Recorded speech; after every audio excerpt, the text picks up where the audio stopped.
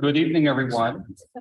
We are dealing with a couple of technical issues here at the library, including availability of brownies. Welcome to the They didn't tell you. April 18th, 2023 special meeting of the Town of Richmond Select Board. This meeting is being recorded and will be available subsequently on the Mount Mansfield Community Television website. Tonight, our sole agenda item at this time is to conduct a public hearing on the proposed amendments to the zoning regulations for the Village Residential Commercial District and the Gateway Residential Commercial District.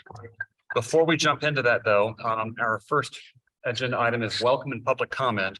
Would anybody present here or on the Zoom like to make a public statement? Seeing no hands going up, John, you just. Well, this is not to testify in the hearing. This is just if you have something if there's anything else unrelated to. Okay. Okay, seeing no welcome and public comment. Are there any additions or deletions to the agenda? Seeing none.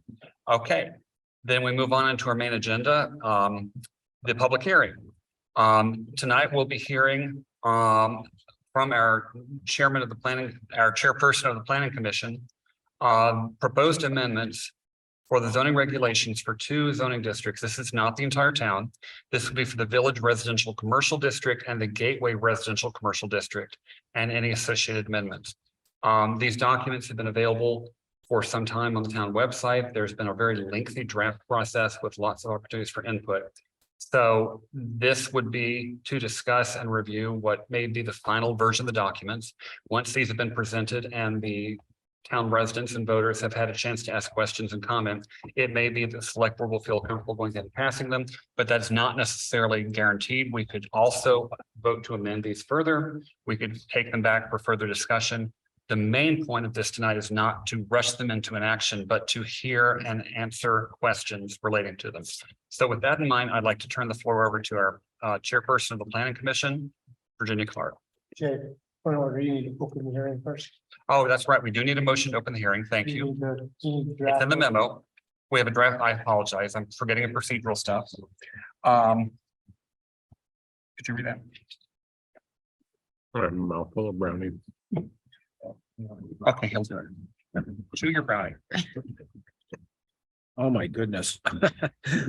Okay, I move to open the public hearing for consideration to amend Richmond zoning regulations, sections 2.5.2, 3.1.1, 3.1.2, 3.2.1, 3.2.2, 3.3, 3.4, 3.5.1, 3.5.2, 3.6.1, 3.6.2, 3.7.1, 3.7.2, 3.8.1, 3.8.2, 3.9.1, 3.9.2, 3.10.1, 3.10.2, 4.5, 5.5, 6.1.2, 6.1.3, 7, and the official zoning map and its legend. Minor references related to district name changes have been amended in the following additional sections: Table of Contents, 2.1, 5.7.3, 5.7.4, 5.1, 5.12.2, and index. This is David. I will second. And we have a motion from Jeff Forward to do all that stuff. The public hearing opening for all those sections and amendments. We have a second from David Sander. If there is any discussion, seeing none, please state your name and your vote. This is David. Aye. This is Jeff. Aye. Lisa, aye. And Jay, aye. Okay. I apologize for jumping the gun. Virginia, the reason I was moving that camera is because I was noticing that where it was positioned, you were literally invisible because it was shooting down the length of the table. But the floor is yours now. We'll Right. hear from Planning Commission Chairperson Virginia Clark on exactly what these proposed changes are. Great, thank you, Jay. And I would like to say that most of those numbers are minor changes that are necessary for the main changes, which are section 3.3 and section 3.4. However, wherever the all old names were mentioned, we had to change to the new names. So this is why we have so many numbers there. Anyway, good evening, everyone, Zoom and present. I am Virginia Clark. I'm the current chair of the Richmond Planning Commission. And the Planning Commission, through its own hearing process of 4 hearings and a year and a half of work, has approved a group of amendments to our zoning ordinance and has brought them to the select board for their public hearing process, which involves 1 or more public hearings. This effort is part of the Planning Commission's ongoing process of reviewing the zoning ordinance for compatibility with our 2018 new town plan, with current needs and with state and regional planning goals. So there are a lot of factors that need to be meshed and compromises have to be reached with all the stakeholders. So it's there are a lot of items that go into this process, as you can imagine. So the districts that we are working on, and we have elected at the Planning Commission to just work on a small patch of the ordinance at a time, because we felt that it was way too much to look at the whole zoning ordinance at the same time. So we're doing it section by section so we can really focus on each section that we're talking about, both the Planning Commission and the public. So we could get a deeper look at each section. So the 2 sections are in the current district, the residential commercial district that's in the village, and the gateway commercial district. That's right. So if we would like to have the current zoning map. So we'll look at the current zoning map so you can see where these 2 districts are. All right, so if you look in the center at that salmon colored piece, that is what is currently called the Gateway Commercial District. And in an effort to achieve the housing goals of the town, the county, the state, we are severely lacking in housing. We have opened it to housing and we are now calling it the Gateway Residential Commercial District. It remains the same on the map. One thing that I might point out is that previously, about a year ago, we removed the mobile station from the Gateway District, and we put it into the district of the industrial commercial uses that surround exit 11. So yeah, Josh is pointing it out. That's the mobile station in the wetlands there. And we felt it was more appropriately connected to the park and ride, the solar array on the other side of the highway, and the red area there, which is Patterson and Blue Flame and J. Hutchins, the other exit 11 uses that it was more suitable to be in that district. The rest of what was called the Gateway Commercial District is what we are now calling the Gateway Residential Commercial. And the other district is in the village. This district was formerly called the Residential Commercial District. We have rebranded that the Village Residential Commercial District to differentiate it from the Gateway Residential Commercial District. So if you look at this map, you will see it's the sort of beige brick-like area. So it's mostly East Main Street. This is in the current zoning map we're looking at now. East Main Street, Bridge Street on both sides. And there is a small piece down to the south of Man and Machine, down to the south of the Round Church Corners complex. So it's that beige brick colored. So in this case, not only have we rebranded it the Village Residential Commercial, but we have added some areas to it because it is a mixed use district. So I want to talk a little bit about the mixed use district concept. This is a traditional village style where businesses and residences are intermixed. There's usually a variety of housing, a variety of building types. There can be businesses that are mixed with residences, multi-purpose businesses in the same building. So this is what we're proposing for these two districts, that they be mixed use in the traditional sense of the word, where residences and commercial operations are mixed. I would like to point out that we are not changing the strictly residential neighborhoods in the village. So we've protected those so far, the Tilden and Baker area, Pleasant Street, Church, Esplanade, Borden Street, the neighborhoods. We are not included in this district. And at this point, we're not proposing any commercial uses for those districts. We haven't altered them. The changes that we're making for the most part just involve these two mixed use districts. Okay, now if we could look at the next map, which would be G9,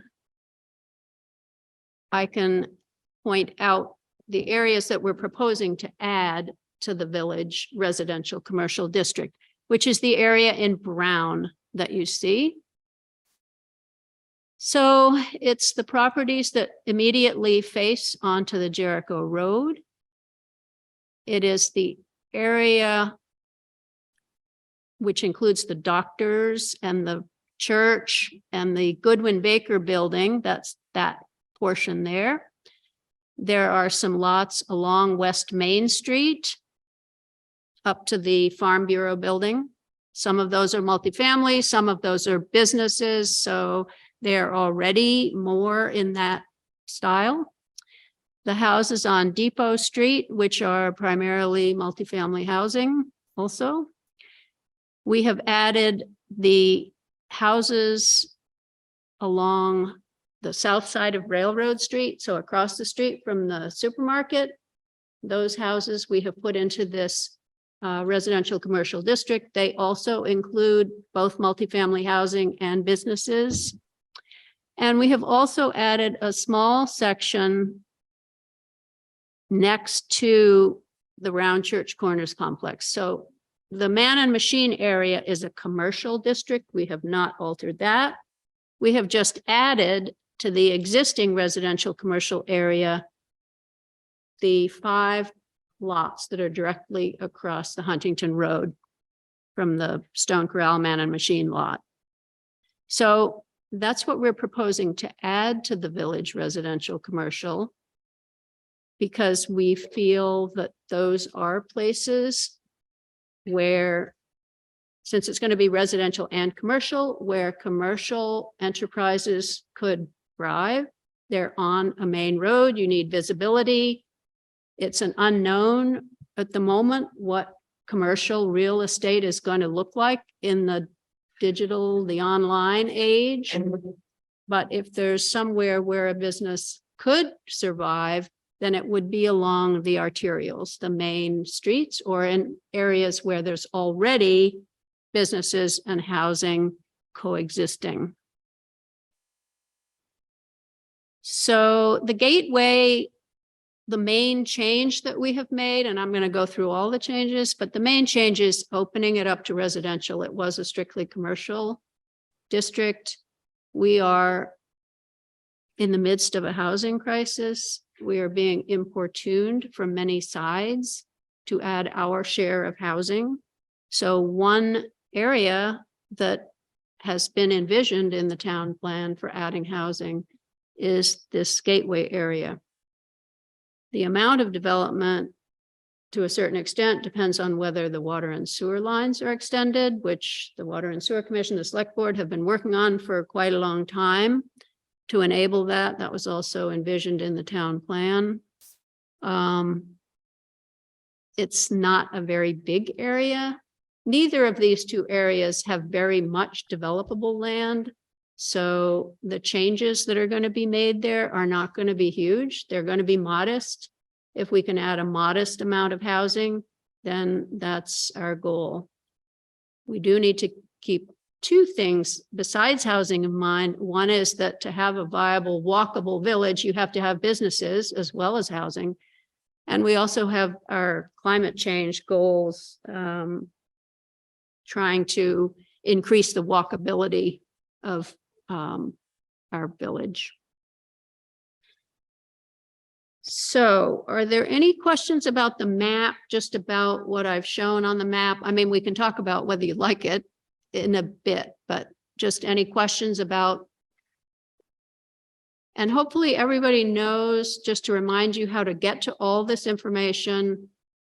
You can go to the Town of Richmond website, go to boards and meeting, go to Select Board, look for upcoming hearings, this date, April 18th, and go to related documents. The maps are there, the texts are there. Everything I'm going to say tonight is there essentially. So if you want to go back and look at it later, it's all there, and you can study it at your leisure.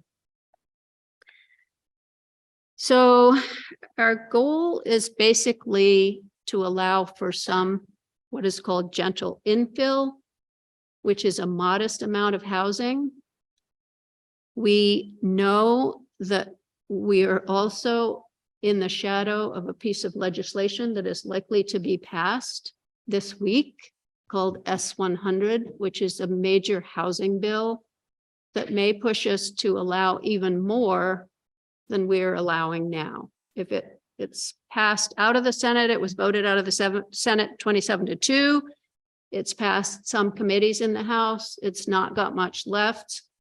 And this is the legislature's feeling that it's encouraged towns to allow growth in housing, and it hasn't been successful to now, so they're going to mandate it.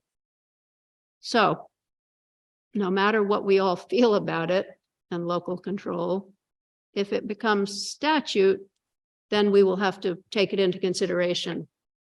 When we met with a housing consultant that we had under a grant in the last couple of years, many of the ideas that are in that bill were presented, and we did try to incorporate some of them into this work so that we would at least be somewhat ahead of the game in terms of housing. Okay, so any questions? Zoom questions? No? No. Okay, Do you want All the right. maps up still, or are you, do what? you want the maps up still, or are you Um, more with the left? I think we don't need the maps up me- again, just at the moment. So, all right, so I'm going to talk a little bit about the changes that we're making, first of all, that are going to affect both of these mixed use districts. We're considering them together because they have many features in common. They attempt to do the same thing, to be in the same kind of style. So I'll talk first about the amendments that we're making that affect both of these districts. And it's important to remember that right now, these changes we have made only to affect these two districts. So when the DRB has a hearing, they're going to have to pay particular attention to the district that the property is in. Because if it's in some other district, it will be under the old zoning until we get around to reviewing that. Okay, so our goal is to remove some regulatory barriers to putting up housing. Obviously, we can't make housing. We can't make sure that housing is built. All we can do is we can remove some regulatory barriers so that it becomes more appealing for developers to build some housing. And here are some of the ways we're proposing to do that. We are allowing increased residential density. Both of these districts are going to allow approximately 8 units per acre. And we're using the square feet instead of acres, because that is what planners do for talking about sizes of lots that are under an acre. They generally talk in square feet. So 1 unit per 5,000 square feet. Currently, in the residential commercial, it's 6 units per acre that we allow. So this is a small increase there. Some of the uses in the use chart are we're moving from the conditional to permitted. And the way that the zoning operates, just in case you're not familiar with it, is the easiest way to build something is if it's permitted. That means you just have to go to the zoning administrator. The zoning administrator makes sure it complies with all the zoning. It's permitted. A conditional use has to do that, and then it's reviewed by the DRB, which is a public hearing process. So it's a little more difficult than if it's permitted. And then we have a PUD process, planned unit development, which is even more difficult than conditional use. So one way to reduce regulatory barriers is to move things from conditional use to permitted, to move things from PUD to conditional. Makes it a little easier. And what's better about that is that it's cheaper. So it makes housing more affordable. Okay, so we're also allowing the zoning administrator, who's a trained professional planner, to make decisions about a few more kinds of uses than they previously were allowed to make. I'll go through the exact ones in a minute, but it just is also in aid of streamlining the process, making it a little bit easier for people to want to build and not have to go through a huge process, but a small process. We are proposing to allow 2 principal residences on a lot. So what this means, we already allow you to put a duplex on a lot. That's in our current zoning. You can have a duplex. This allows you to separate the 2 halves of the duplex. So we are hoping that this encourages home ownership and not just rental, because the properties can either be under the same ownership, they can be like condominiums on a property under different ownership. So allowing 2 residential structures on a lot. We talk about it like separating the 2 halves of a duplex. And this is different from the Yep. accessory dwelling concept. This is different from the accessory dwelling concept. We already have the accessory dwelling concept, which is like the mother-in-law apartment. So you can convert part of your house into an accessory dwelling, or you can put a small freestanding accessory dwelling. There are many restrictions on what it can be. It has to be a certain size, small. There's a number. It has to be occupied, either it or the primary structure, by the owner of the property. So there's a whole bunch of restrictions that are in the statute about accessory dwellings. And the simplest way to liberalize, we talked quite a bit about just liberalizing the accessory dwelling portion. But this way of doing it, just allowing 2 separate structures, is just an easier way of doing that. Colchester, for instance, has this cottage designation, which is somewhere also in between accessory dwelling and having 2 structures. So there are just different ways to allow a little bit more housing on the same property. It's only residential structures, and we've only allowed 2. We have been importuned to have, why not more? Or why not businesses? But this was as far as we felt that we could go at the moment, was with the 2 residential structures.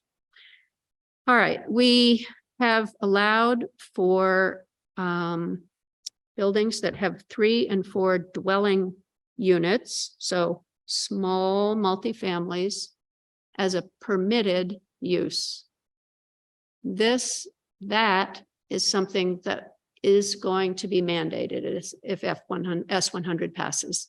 It is going to be mandated that wherever you allow single-family homes, you will have to allow 3 and 4 unit buildings. It's already in state statute that you have to allow duplexes and accessory dwellings. So they're planning to make 3 and 4 units mandatory. So we put it in as a permitted use. We have quite a number of examples of this in Richmond that are nice looking little condos. There are 4 condos. All right, we have also put into conditional uses multifamily housing with more than 4 units. This was always possible in our zoning through the PUD process. So, you know, most of these things, these changes we're making are just moving the development style to a slightly easier format. You could always put an apartment building. If it went through the PUD process, which is a DRB process, we've made it a little bit easier by putting it into a conditional use. At the same time, we have put in place a set of multifamily housing development standards. So these are a list of standards that is going to make it such that these multifamily housing units are nice places to live, that they're not warehousing people, that there's some outdoor space, that they have, you know, laundry facilities within the building, that they have outdoor storage contained, you know, or that they have extra storage, not just out on the lawn. So there's a whole list of multifamily housing standards that our housing consultant helped us put together to make sure that if we're going to have multifamily housing, you know, and this is pretty new for Richmond, although we've got a number of buildings that have a number of units. So we do now have these standards that we're proposing that is going to make it look nice and make good quality of life for the people who live there. So that's the first thing, removing barriers to building housing. Secondly, we want the mixed use part, the businesses and the housing, to be compatible. So we are proposing some design features, some character of the neighborhood standards that will help to ensure that there's compatibility between the businesses and the residences. And also, most of them will be going through the DRB process, who will also be looking at that, whether the character of the neighborhood is retained. It's already a mixed neighborhood, businesses and housing next to each other. We're proposing to add as a use, a multiple use building. So that would be like the big spruce with the apartments above it. That's a multiple use building. That is not in this district. That's in our downtown commercial district, but that kind of thing where there's a business with apartments or several businesses could be in the same building, like the Victorian Inn, the way that's done, which had to go through a more extensive process because it wasn't specifically allowed in the zoning. And then we are proposing to separate into a large and a small retail, pharmacies, and grocery stores. And in these 2 districts, we're proposing only to allow what we're calling village scale, which is 5,000 square feet or less. So that would be village scale retail, village scale pharmacies, village scale grocery stores in the RC districts, the residential commercial districts. We will allow larger ones in our commercial districts. Our grocery store, which is in a commercial district right now, is more like 10,000 square feet. But we felt in the districts that mixed residences and businesses, it was better to stick to the smaller scale, the village scale. We'll talk about that more when we get to definitions, because that was a change that was made mostly by way of definitions. Okay, so talking specifically about the village residential commercial districts, we could have that map 3G6.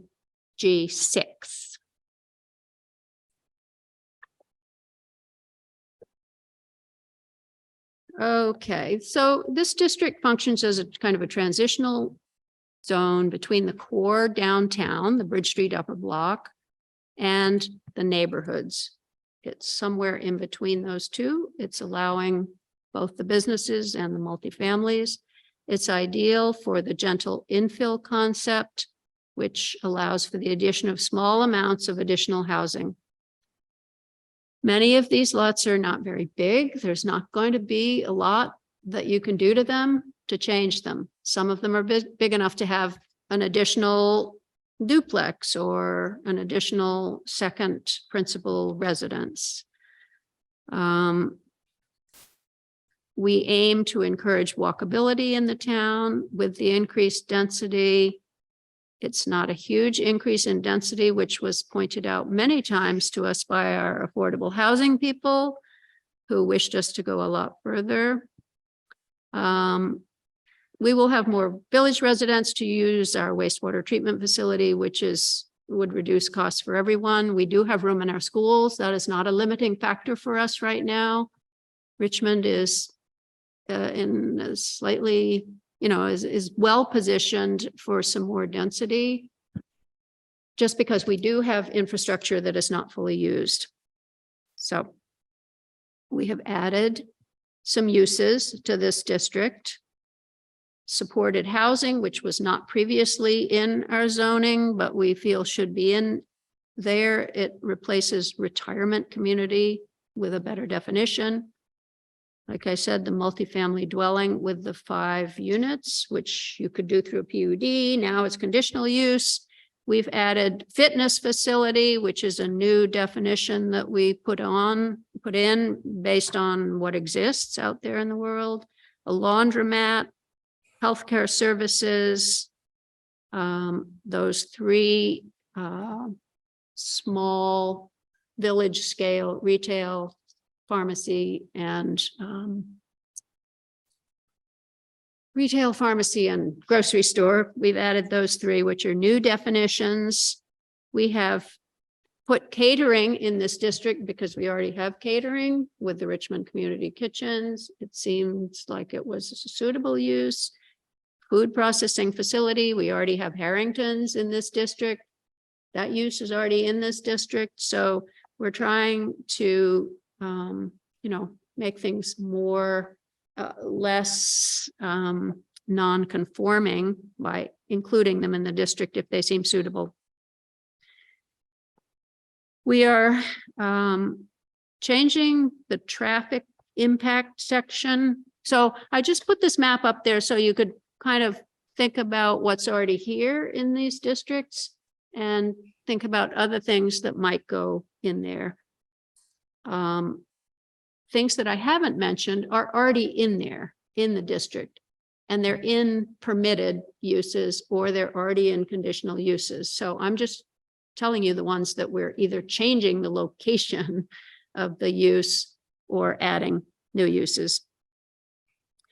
We've changed the traffic impact section to require a study. Our zoning ordinance is a little confusing in that some sections just prohibit certain amounts of traffic and other districts require a study with certain amounts. So at some point, we're going to have to do the whole zoning ordinance in terms of what it's saying about traffic, because it's ambiguous right now. So the 2 districts that, since we had the 2018 plan, we have put in the Jolena Court district, which is its own district, and the downtown Upper Bridge Street block district. Those both require traffic studies. Some of the other districts like these just have a prohibition about traffic, which seemed like it was not really what we wanted to do. At some point, we're going to have to really, come to grips with the whole, do we just require a study or do we want to prohibit some level? It's also the zoning administrator feels it's unclear what is actually being required. So we've just required a traffic study in these two districts. We've also added some new building and site design standards to retain the traditional village appearance and to try to discourage the big boxes.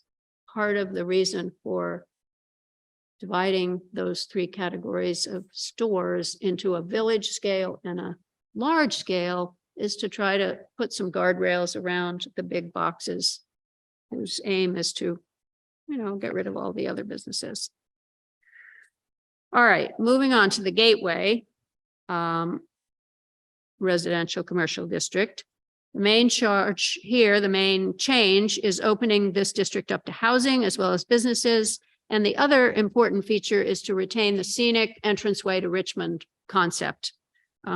Everybody likes that and is interested in having a rural and, agricultural, small scale, entrepreneurial businesses reflected as you enter the village of Richmond. So, like I said, it's going to be difficult to have a lot of building there. I mean, it's difficult anyway to have a lot of building there, but certainly without added water and sewer, it will be difficult even to make modest gains. So we do want to give some certainty and clarity to the Willis Farm development that is a PUD that is permitted already. They need to know what they can and can't do beyond their PUD.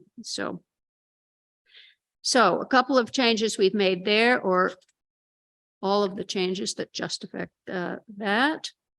Removal of the 40% commercial requirement for all new development projects. We felt we wanted to allow just residential projects if people wanted that, or mixed residential commercial. Some uses have been added out there. We did not add the retail, either village scale or large scale. We decided that the chances of the little big boxes coming out there was high. It was the kind of place they like to come. So we continued, as is in the current zoning, not to allow retail of any kind out there. We did allow for the village scale grocery stores and pharmacies to be out there. We allowed restaurant to be in that district, which hadn't been before, and also the fitness facility, the healthcare services, a laundromat, supported housing. So those are the changes in use that we have added into that district. We also added Village scale pharmacies. We do allow village scale pharmacy and grocery store, just not retail. So for example, Did not. Okay. Yeah, Word store out there, because that's It's more traditional. retail. That's retail. exactly. So, and we have to think about, is that what we want? I mean, we had endless discussion about the retail situation. And when we first began to work on the Gateway, it was when the water and sewer line extension was proposed. And we were working to allow the Act 250 permit for the water and sewer line, which it would have to go through. It would have to have an amendment, the water and sewer line, to its original permit to allow the water and sewer line to go out there. And they needed it to not look like commercial strip development, to go through Act 250. So we took great pains to craft something that was not going to look like commercial strip development.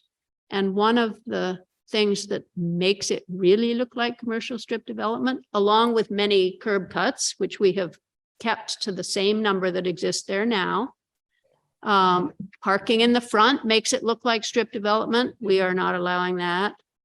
and having retail of any size, because the big boxes are now going to little boxes to try to get into these areas where people don't really want them.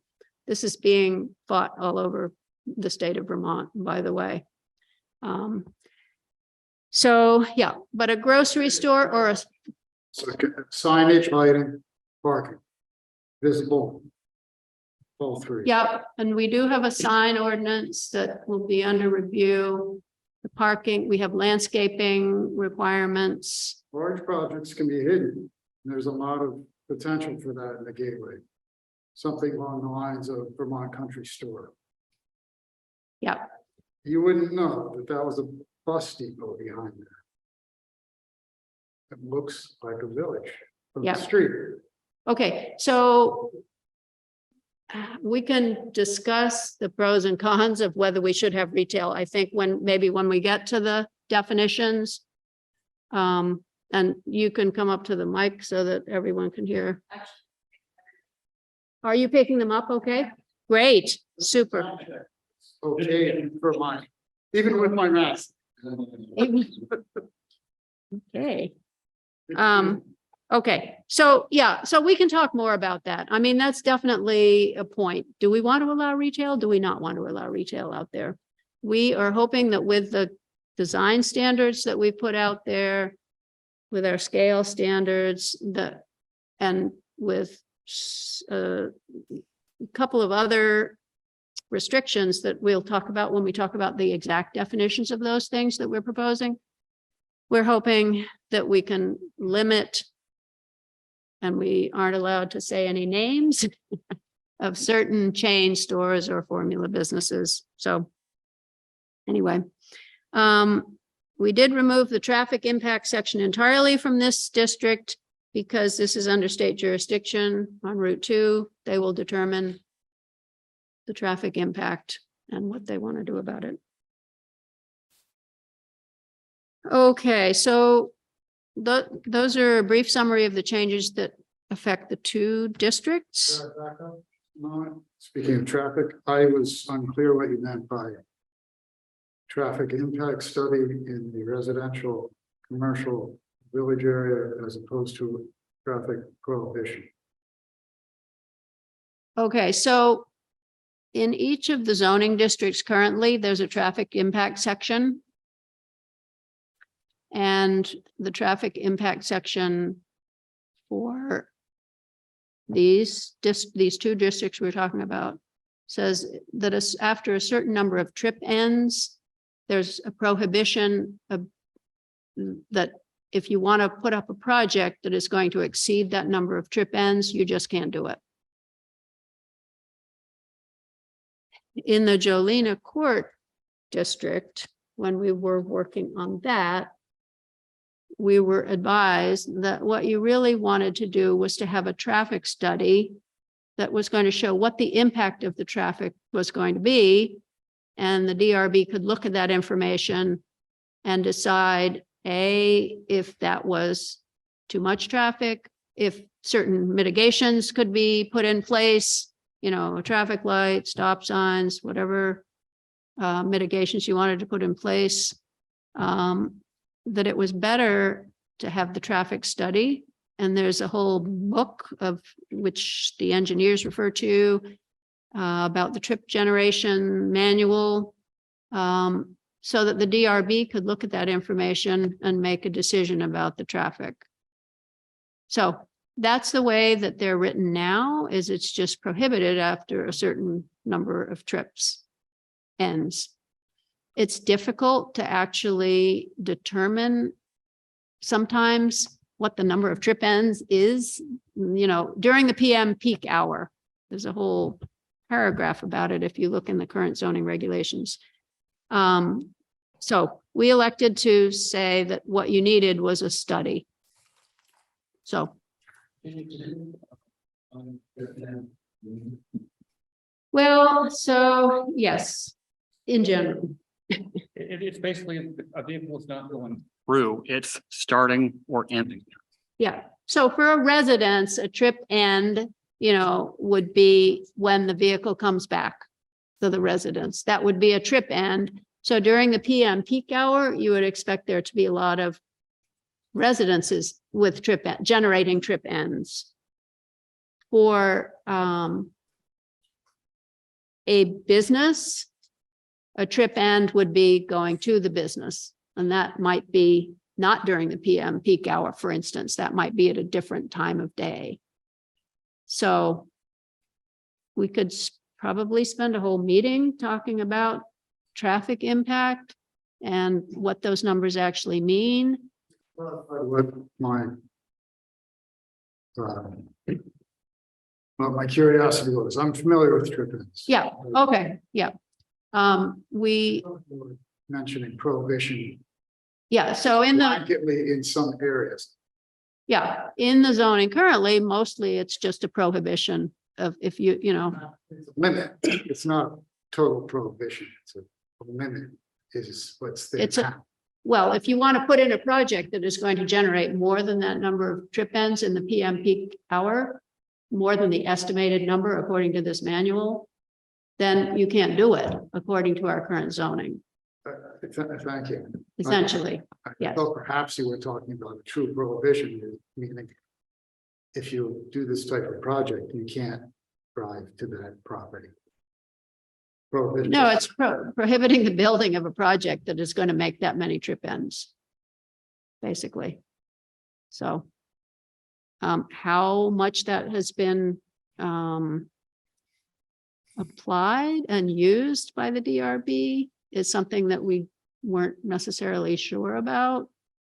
So anyway, that's the situation there, recommending a study rather than just a prohibition. Okay, so that's essentially the changes for the two districts. There are some changes that we had to put in to make those changes possible, to tie the whole zoning, to make the whole zoning document work for the moment, because we're only going district by district, which seems a little awkward at first, but when we've done all the districts, we will tie everything together. So the next few changes that I'm going to talk about will affect the whole zoning ordinance, so other districts as well. One is this terminology of using square feet for lot sizes that are under an acre. So an acre is about 44,000 square feet. A quarter of an acre would be 10,000, 11,000 or so, some unusual type of number with lots of different kinds of digits. You want to look at it like that. So the way the planning world is talking about it is that a quarter of an acre, if you're going to talk about a quarter of an acre, you're going to talk about 10,000 square feet. So it's a square footage. So that's slightly smaller than a quarter of an acre. When we talk about 8 units per acre, we're talking about 1 unit needing to have 5,000 square feet. So that's 8 units per acre, right? You could put a duplex on a quarter of an acre lot, and each one would be 1/8 of an acre, which is approximately 8 units per acre. In our zoning ordinance, we have not really talked about density at all before. We just have used the lot size as the de facto density. So anyway, we're trying to use this square footage, quarter of an acre, it's approximately 10,000 square feet. We're saying that the minimum lot size is 10,000 square feet. So it is a little smaller, you will get a little more lots and a little more housing. Over an acre, the planning world continues to talk about acres. So we're still out in the ag res thinking about 1 acre, 2 acres, 5 acres, whatever it is. With the tiny lots that are in the village, and we looked at the lot size of all the lots, many of them are already smaller than a quarter of an acre. They're smaller than 10,000 square feet. So I guess it makes sense to talk about them in terms of square feet in the planning world. So 1 unit per 5,000 square feet, did you just say? One dwelling unit requires 5,000 square feet. In the proposal. What? In the proposal? Exactly. Thank you. Yeah. Again, give or take an eighth. Yes, it's about an eighth of an acre. It's a little bit less than an eighth of an acre. Yep. And interestingly enough, in the zoning in Richmond, in the old days, 5,000 square feet was required for a dwelling unit. So it's gone through some interesting changes over the years, and we've required more and more land for each dwelling unit. Now we find we don't have enough dwelling units. So we're trying to move a little, make things a little closer together. Many of the lots, both in the neighborhoods and in the residential commercial, might be like, 0.13 acres, 0.17 acres. They're small, these lots. So it doesn't seem like it's that big of a change. So the section that talks about the non-developable portions of a lot. So this is saying basically there are portions of lots that you can't build on. They may be wetlands, they may be steep slopes, they may be under easement. There are a variety of reasons that you might not be able to build on them. So the old language in the zoning says that every lot has to have 10,000 square feet of developable land. If we make a lot size of 10,000 square feet, okay, which is what we're suggesting for these two districts, you can't possibly require that every single square foot of that be developable, because there will be a little wetland, there will be a steep slope. You only need 5,000 to put a house or to put a dwelling.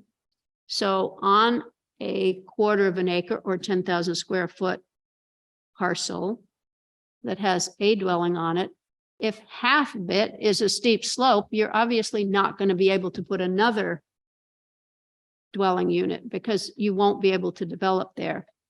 However, you can't require that all of these 10,000 square foot lots have every single square foot be developable.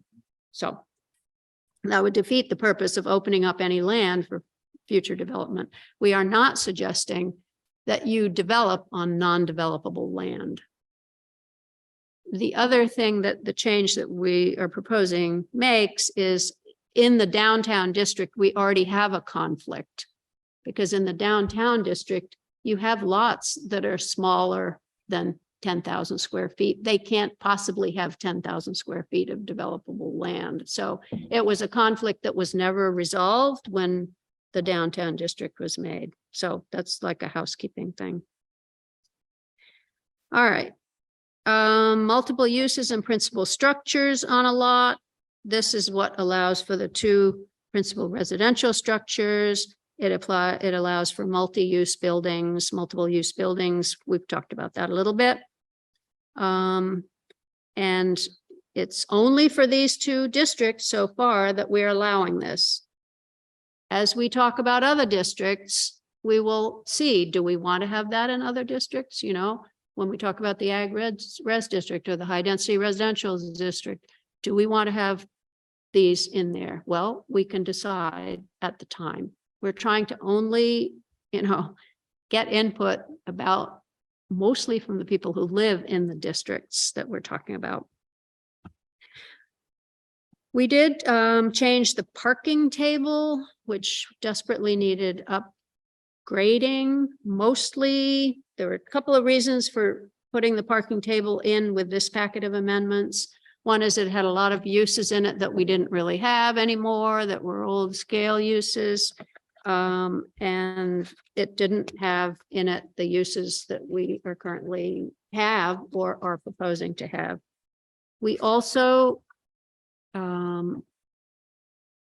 reduced the parking for multifamily residences. Currently, 2 units, 2 parking spaces are required for each dwelling unit, whether it's a house or an apartment or whatever. And we did reduce that number. This is another thing that this bill in the legislature, S-100, is going to mandate. That towns cannot require more than 1 parking space per dwelling unit. We have a question in the chat. You can go ahead and say it out loud. You don't have to answer this now. I'm wondering if there's a mistake in the map because the northeast side of Church Street is brown, which I think means that it's joining the residential commercial district. You can wait. The northern side of, Yeah. oh, we can look at it. You want to put the map up of the village or see? Yeah, Good to make. There's a map that shows changes, not as. yeah, that this one. Okay, the northern side of Church Street. I think that's the south side of Railroads. Are you sure? Because it looks like it's right across from my house. Okay, Church Street. Well, it's the Oh, brown sort of bleeds a little bit into Church Street. no. I think this is Railroad Street. It looks like some mistakes. It says church right on it. Yeah, this is church, this is CS. So I think he's right. Oh, those are Church Street? Oh, good, Those are CS good lots. catch, yeah. Should be- So we're not proposing that to be the RC district. So this was made by regional planning for us. So we'll have to change that. So which of those lots there should not be in the? So, yeah, so the CS 0080, CS 0064, CS 0052. Okay, so all. And the 2 little boxes that are the condos up there. Yep, I think there's 2 buildings. They only own their footprint. So that's why it's just the buildings that are shown in yellow. And the yellow on this map is the residential neighborhood. This is what we're now currently working on. So, yep. So thank you for pointing that out. And those lots on Railroad 0065, 0053, 0043. That you're talking about, just not those 5 lots. It's what? You said a half hour ago, there was 5 lots. So it's still 5 lots, but just along the railroad, not church. Well, there are 4 lots on Railroad Street. I think there are additional numbers that weren't mentioned. Because there are multiple lots on Church Street. 7 lots. Okay, 806452, there's another lot next to that one. Yes. We're talking about that one. Yep, that one is residential. So, yep. And then there are 4 lots on the south side of Railroad Street. 6553, 43, and the one right next to 43. Those 4 lots. This is commercial. 0099 is commercial, 113, the one on the other side of Railroad, 0056. Those are all part of the commercial district. But I'll have to fix that on the map. 0080, the Church Street ones, they should be yellow, is that right? They should be yellow. Okay. Yeah, Good catch. yeah. That's good. Thank you. Yeah, I think Jack's trying to raise his hand there. what? Hello? Chris kind of had a question. Who has a I was question? noticing that Jack Lynn has raised his hand. Okay. Oh, not seeing a raised Yep. hand. Hopefully, by the way, now that we have our planner back, we'll be able to make our maps ourselves. So we won't have to communicate by email with regional planning. Okay, Jack. You calling on Jack there? Hello, can you hear me? Yes. Hey, just a clarification. You're saying that you're allowing only one parking space per unit? Is that correct? Could you Per repeat dwelling that? unit? Are you saying that you are allowing only one parking space per dwelling unit? Is that what you said? So for single family homes, we have put in one as a minimum. This is not the maximum that we're allowing. This is just what we would be required. The minimum for a single family home is one. And for each unit in a multifamily building, it would be 1.5 Minimum. as the minimum. You can put in Okay, more. okay, thank you. Yeah. So I'm shutting off. one of the, another of the goals in the state and regional planning is to not waste space, land that's precious on parking if possible. So we're just putting minimum parking is one instead of two for a single family home. If you feel you're going to need two, you can put in two. Or if you have room to put in two, you can put in two. Yes, David Kendrick mentioned he owns like 60 or 70 vehicles. Yeah. He's gonna need a lot of spaces. Yeah. Well, part of the transition that we're gonna all have to make is to less cars. I mean, I'm sorry, David, but nobody wants it. Nobody wants climate change. Nobody wants to think that we're gonna need less vehicles and that we're gonna have less driving. And obviously there's gonna be a transition period. So we will still have to have vehicles. We will still have to have parking for a while. Until we build a new monorail. Yes. Yep, or people take up biking, or we have some facilities for biking, some paths. Okay, so I need to wrap this up. Definitions was a place that we made some changes. There are a few that we clarified. Bank, it now allows drive-through because all banks have drive-throughs. Hotel and motel and inn and guest house, we made it much more specific as to what those meant. And we hope that we're setting ourselves up better for the short-term rentals talk that we're going to have at some point. Short-term rentals cutting into housing is a problem. So we want to be able to define what they are relative to other lodgings. So that's why we made those changes.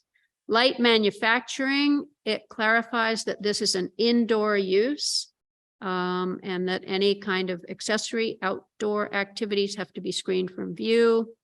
Personal services, it just clarifies what it means, like any skincare or hair care business.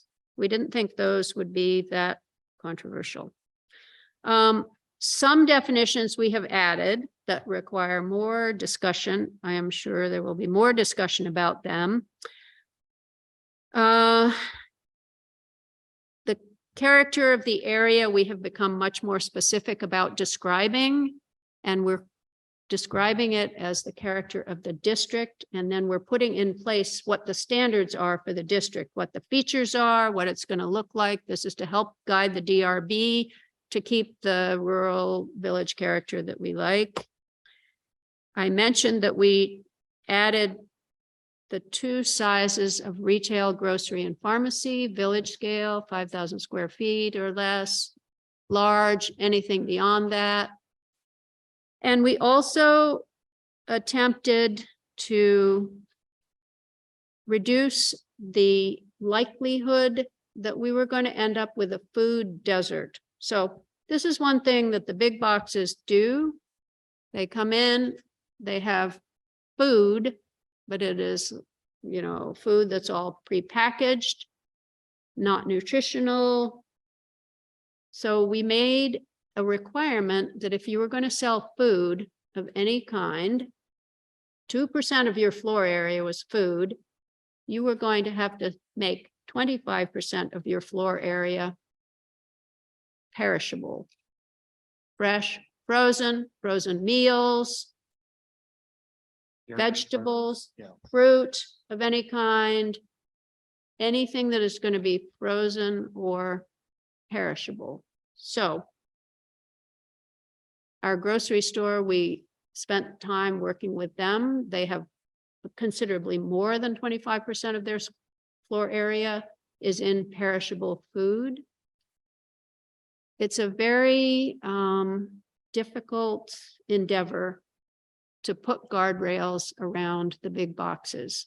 They're very good at avoiding them. So the two things that we were concerned about are the appearance of the big boxes or even little big boxes, and also the food desert question, which has been shown to be problematic in small town after small town. So basically what we're saying here, to be clear, is if you're going to sell food, you have to sell perishable food. Whatever, if you're a pharmacy and you want to sell food, you have to sell perishable food. So the attorney was okay with that. I'm sure it will warrant some discussion, people may want to think about that. And But that is a strategy that's used in many other states.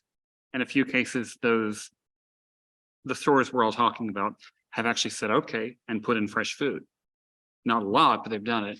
At which point you go, well, if they're selling fresh food, well, okay, then. if they're small, if they're village scale, and they adhere to our design requirements, no parking in the front, landscaping, etc., signage, and they sell some fresh food, then really, what's wrong with that? Yeah. We're not going to create a food desert with those stores. So that's pretty much the overview. The few main questions that people have asked us is, why do we even want more density? Why do we want to make things a little easier for people to build, especially housing? And the answer is that we need housing, and that housing is going to be mandated if we don't put it in anyway, some way. We're only trying to have gentle infill, a modest amount in the village. We're going to tackle the outlying areas too, which is going to be an even lengthier discussion because we need that land too. So we're trying to allow for modest growth.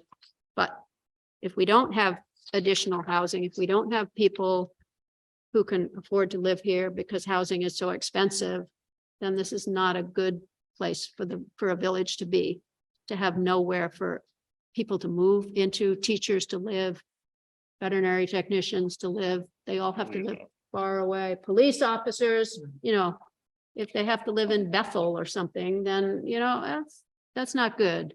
So we need to make some more housing. It's hard to find out where to put it, to figure out how to add it in. We know the neighborhoods don't really want more housing. So this mixed use district seemed like a place that was a better place to try to have a little bit more housing. Virginia, I'd like the comment that you made, in the line of affordable housing. We can't tell a developer what to charge. We can't tell them to lower their margin. We can't tell them where to borrow their money and all these things, but we can reduce the cost of the permitting process. Right. And we can make it more simple, so they don't need a whole team of engineers, they only need a half a team of engineers or something like that. And that's what we've done. So Yeah, it's a piece of the cost that is taken out. So Right. they can still make a bigger profit if they want, if they could sell those, or they can sell it for less money.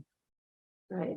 And building is pretty expensive right now. Mm. So whatever we Yeah. can do to streamline the process without giving away the village or this town, that's what we can do to help make this possible, to have more housing. All right, so I think that's about it. I'll give the meeting back to Jay. Okay, thank you very much, Virginia. So at this time, I'm not seeing any hands up in the Zoom or here in the room, but this would be the time if you have questions in the Zoom to please put your hand up and I'll call on you. I see Alan Knowles has his hand up. Alan, you're the only one so far, so go ahead. Hi, sorry I couldn't attend in person and sorry for my voice, but I didn't think you wanted me to bring my illness to your in-person meeting. I just want to, so I live at 112 East Main in the Village Residential Commercial. And I want to express my strong support for the new zoning regulations for that area. I have no objection to the changes in the gateway, but I don't live in the gateway, so, you know. But for where I live, I think this is what we need. Thank you. Okay, thank you, Alan. Is there anybody here in the room who would like to ask a question or comment? John, Hi, John. if you could come up, yeah, sit down. John Rankin from Church Street. I'm interested why Jolena Court was not combined with the residential commercial. It seems like it's been 20 years since the creamery closed. And then in that time, there have been numerous proposals to add residential units, and it's always been stymied by this insistence that there also be a mixed commercial within it. And it appears as someone that hasn't been following it carefully, there's very limited interest in commercial. And so that goal, while maybe laudable, has blocked building many units. There's just 14 there now. So had you considered combining it? Yeah, so there was a long and torturous history of Jolena Court. And the reason that it ended up being put in its own district was because of that, because of the way interim zoning was put into place. It had originally been perceived as being desirable to make that part of the commercial aspect of the village. And during the zoning that followed the interim zoning, it was reduced to the commercial being required on the ground floor. And that was sort of as far as people were willing to go, to give up that commercial to allow residential. We're now going to reconsider that. Jolena Court is currently applying for its remaining residential units, which are 31 in number. They still have the commercial on the first floor in the zoning that they're working under. So that's probably, you know, they're in the process of doing that. That's probably going to happen. They're going to have a second building with 31 units and commercial on the ground floor. They had in their original master plan 2 additional buildings that were, if they maxed out, which they would with their 31 new units, because they were allowed 45 units in general, in total. Their density was 15 units per acre. So bigger than these densities that we're considering. For their next 2 buildings that were going to have to be all commercial because building 2 would max out their residential allowance. We definitely are going to be considering, do we want more residential units there? And that's a question, I mean, that will require a good amount of discussion. It's, you know, some people are going to want more residential there. Do we really need that commercial space? We understand that the market for commercial real estate is flat. So what are we going to do about that? I think the Planning Commission concluded that we would let this process for building 2 run its course. And then we would look at that zoning district again and decide, do we want to increase their residential density allowance from 15 units per acre to what? 20 units per acre? You know, the planning people at regional planning are salivating over that property for more housing. They would like to have 90 units in there. Do we want 90 units in there? Do we want 60 units in there in total? You know, what is it that we want? So that process hasn't happened yet. That district, because it has a greater density than these districts we're considering, is probably not very good to mix with them. That's an answer. Thank you. So, yeah. A lot of historical It's a lot there. water there, yes. Okay, again, I'm looking here in the room, no hands up. I do see a question in the chat. I'll go ahead and read it from Emily Mauer. Is there a compelling need for more commercial real estate near Man and Machine? Or is the main motivation for including that spot in the village residential commercial zone for increased residential density?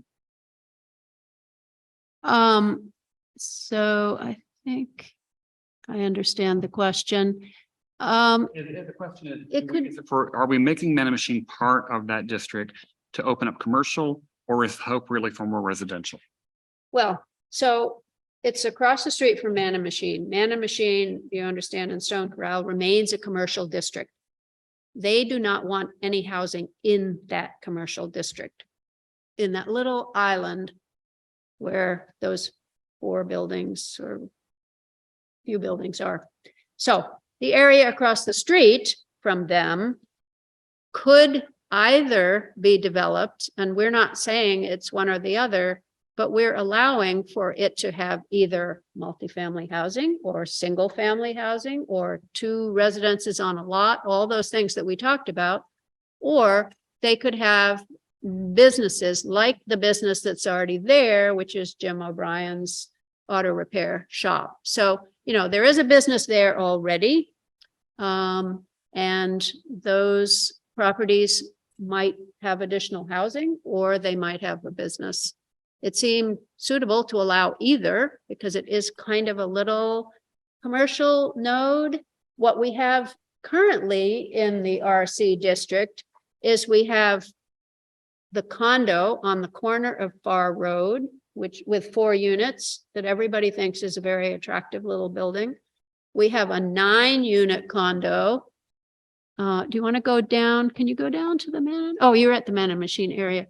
Yeah, so there's Oh, boy. I'm sorry. No, that's gonna happen.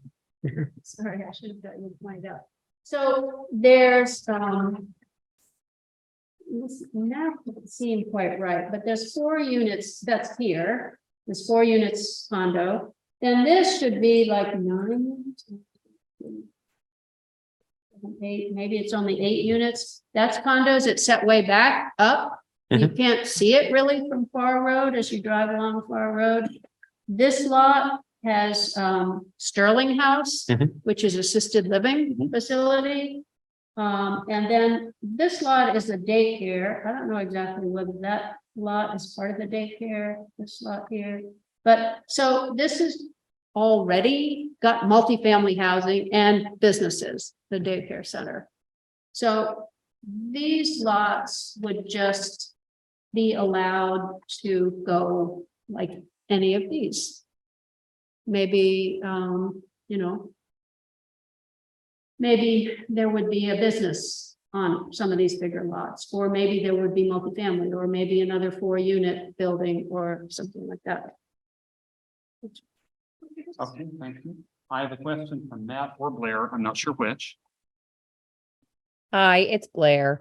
I just wanted to echo what Alan said, who's my father, and speak for my husband, who's too ill. It's going around the household to be here this evening, and say that we're strongly in favor of passing the increased density and ability to build on East Main Street. And just to put into some context of what we would personally hope to do with that is build an additional unit in the backyard for our expanding family. It would help us to be able to stay in Richmond and raise a family here. And I see the zoning changes that you've made, especially on the East Main Street drag, for allowing increased density, helping families like ours on a small scale. And I think that it's really well laid out and good work. And thank you. And I hope that it can pass. And I hope that it can pass timely. I know there had been in some previous meetings, folks saying they want more meetings for this and more time. But I personally feel like it's been given quite a bit of time, including this meeting, which is dedicated solely to it. So would love to see it happen in a timely manner. Thanks so much. Okay, thank you, Blair. I have in the room here. You want to come up to the mic? Okay. Yeah, I'm Amy Lord and I live on Jericho Road. So right now we're in the high density residential. And I guess my main concern about the change is adding a commercial component. Because I'm hearing all the discussion that we do need housing, and I would hate to see any current residences become commercial. Because I feel like then we lose housing. And I understand right now, I think in high density residential, or accessory dwellings are permitted. Is that correct? Yeah, and so I like that is as it currently is, that's an option. What's different about Jericho Road is the route to school. And so that's another one of my concerns, especially about commercial, because most of the driveways, with a few exceptions, most of the driveways on the road are pull in, back out. And there's a lot of activity on that road with kids walking to school. So I feel like that makes it a little bit different from the commercial perspective. So I think I would feel better about keeping that section of the district high density residential. Okay. Go ahead, Virginia. So in terms of housing, multifamily housing is not popular in the residential districts. Either the high density residential, which at some point we're going to have to rename because it is now not really high density residential compared to some of these other more high density areas. So, but anyway, currently called high density residential or the neighborhoods. It's much more unpopular than multifamily housing in this RC district where there's already quite a bit of multifamily housing. So, for instance, the Goodwin Baker building, which is a commercial building, he's not allowed currently, because he's in a commercial district, to have any housing. We would like him to be able to have housing in that building, for instance. So if we would like to have multifamily housing up the Jericho Road at all, other than an accessory dwelling or a duplex, which are currently allowed, then that area, that's another reason to put that area into the residential commercial district, rather than keeping it as a high density residential where you can't do anything else but an accessory dwelling or a duplex. So, you know, it's a dilemma. Yes. Yeah, my name is Carl Gertza, 62 Jericho Road. And I'm Amy's husband. So just in case you're, I think the concern I have around that is if we're trying to encourage commercial in some places like the Gateway where you're coming in, places like that, if you add commercial up Jericho Road, I think you make it the most appealing place for people to come in, buy a house and turn it into an office. And I think if it wasn't that way, then the other commercial districts would be more appealing. Because I think that's the lowest entry point sort of for commercial probably in what we're talking about. And my worry is that those houses along the road there would become a target for just becoming commercial. And that's my concern. So, yeah. Was a concern when we put in the original residential commercial district along East Main Street. I was actually on the planning commission at that time as well. It was like 20 years ago where we first had the residential commercial. And there were, you know, a few businesses scattered in like Harrington's and the pizza place, and the people who lived there were concerned that they were all going to become commercial. That hasn't really happened. And now what is much more likely to happen is that commercial spaces will become residences, just because that seems to be what is needed. Cities, you know, like Burlington is reformulating its zoning to allow commercial spaces to become residences. So I'm not sure, you know, that that's really going to happen. And the other thing that we are considering is that if you're going to have a walkable village, you got to have things to walk to. You've got to have commercial. Where can commercial succeed if it's going to succeed?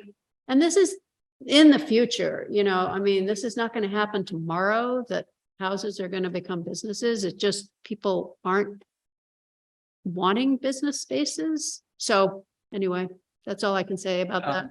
I hear what you're saying. I respect, I think we have examples of it happening here right now with the land trust building. And I think, I mean, love what the land trust does. I think if we want a vibrant, and what I think we got with that, the route to school was a very vibrant, people walk up and down there all the time now. We've been there 26 years. And I remember when it was like that before, we didn't have anybody walking up that way because the sidewalk was just an extension of the road. Right. And my worry is that if we, as we change it if we say we change it to commercial, I think it invites thinking like I think that the village is an appealing place for those businesses that are geared toward commercial, say, you know, walk-in or, professional services. I think that's, you would make that strip perhaps appealing for that. Like, I'll just buy the house, and a business can usually do that in a cash flow a lot easier than a person can. We may end up removing housing. And I know this may not seem that way to people that don't live there, but I do consider Jericho Road a bit of an extension of the neighborhood. We have friends in Tilden Ave. We have friends up, up the road there. And I consider that all like a walkable neighborhood kind of thing. So that's just my 2 cents. And I do want to say, I really appreciate the work that's gone into this. I think much of it is very thoughtful, and I support that we need to make more housing affordable to people in the state. And I completely agree with that. So thank you. Yes. Oh, Yeah, you're right. I mean, we're trying to read the tea leaves. We're trying to have the wisdom of Solomon, essentially, and we don't, unfortunately. But if we're not going to just do this and walk away, we still live here. We're still watching what happens. And if something starts going a direction that we didn't intend or is not favorable, we have the ability to change it. So, maybe one property gets past our grip. But we count on you and others to keep us informed of what is actually happening on the ground there. And if it's not going the way that it should be, then we'll meet again. Sure. I can make you that promise. I can't promise you what will happen, but I'll make you a promise. I wouldn't expect promises. I know this is guess. We just try to do the best we can. Right. I hear that. I just think that if we consider, I think in a way changing, I guess, I just view it from someone who lives there is that by changing it to commercial, you make it appealing to people that are like, oh, there's more options right up the road to do that and to move in, where we may be wanting to encourage commercial in like the wings of East or West Main Street, or perhaps like where the buttermilk is developing. Like, we want some commercial folks in there. They're trying to get some commercial folks. If it's like, well, it's easier to just buy a house up Jericho Road and do my office there. And we have a lot of control over signage. So that's a possible limiter, that we can also use. Yep.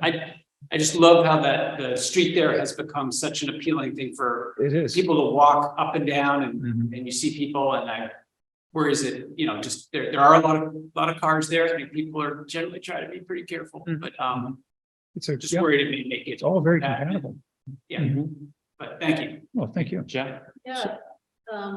Both Chris Granda, who's on the Zoom, and Lisa, who's on the planning commission, still on the planning commission, was through all of this, will remember that we've talked about the Jericho Road in all different ways. No commercial, halfway up commercial till the cliffs there, does that make sense?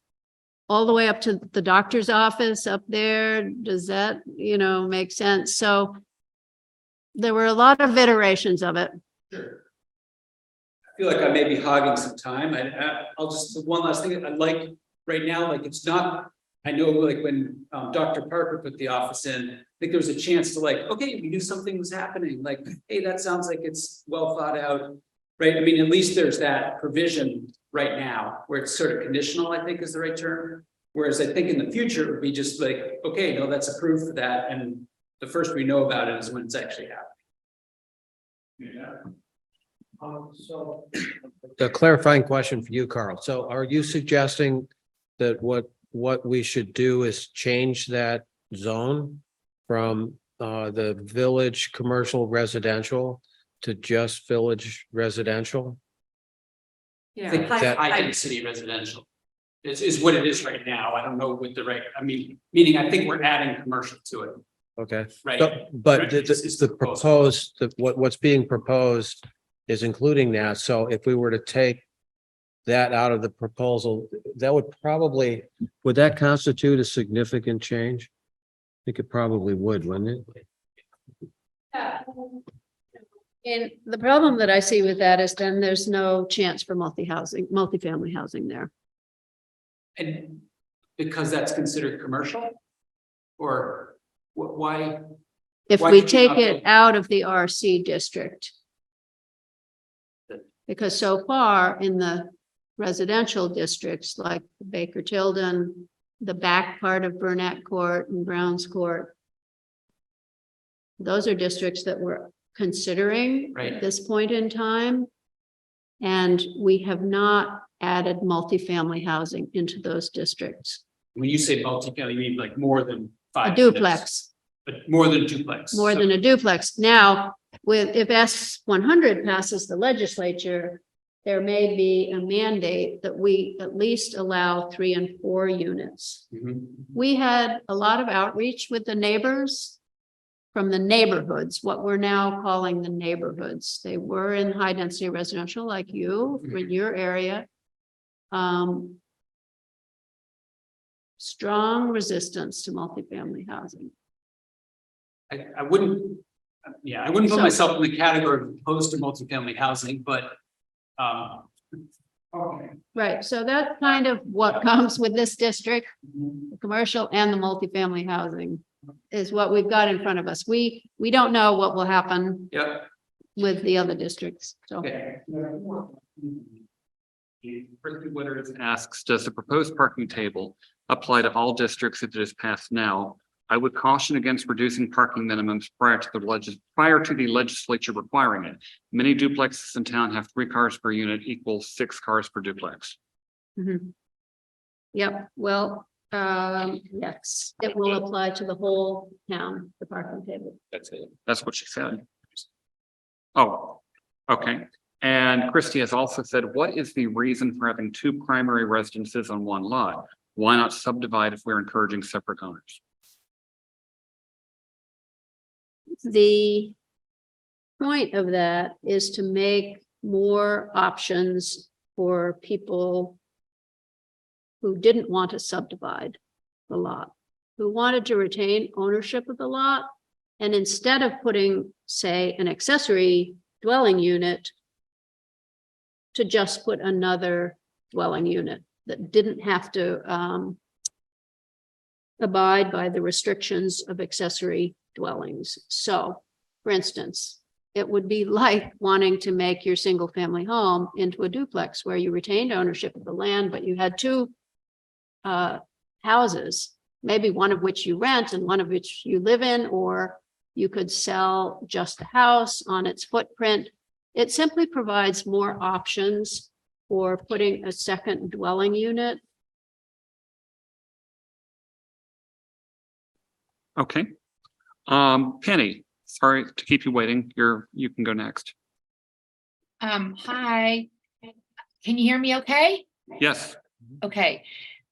Yes, thank you. That was, Virginia, such clear explanation for those of us who haven't been following all the details all during this whole process. That was an excellent explanation and really easy to follow, and appreciate all of your work, you guys. It's tremendous.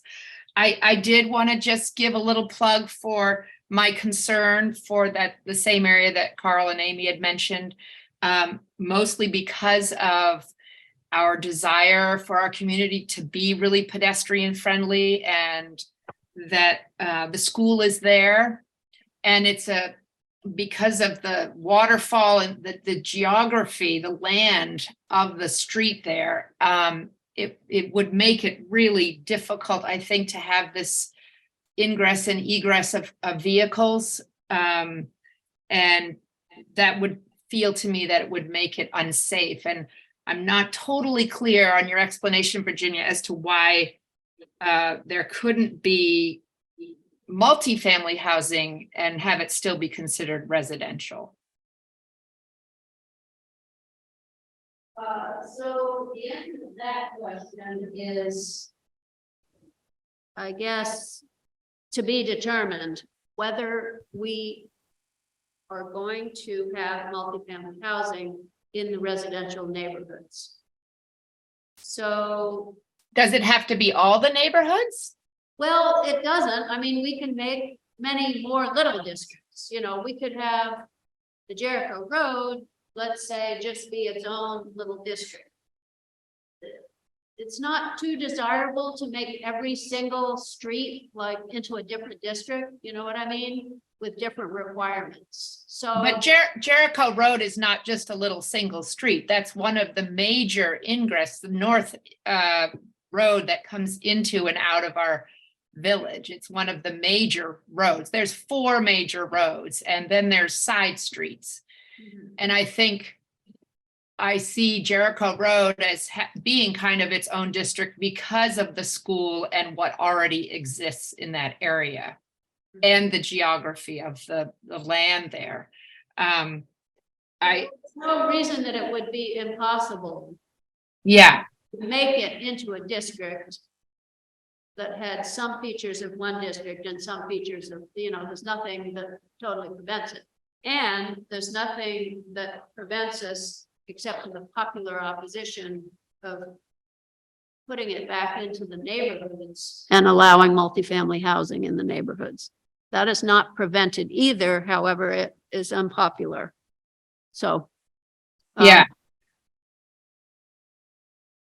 I appreciate your comment too about how, although where I live has been in my home, right on Bridge Street, the corner of Bridge and Church, that while we are, our house could be a commercial enterprise, I do find that it would be sad to have a lot of commercial enterprises like a Cumberland Farms right here at my house, where my house is, or something between the sort of historic district and to the park.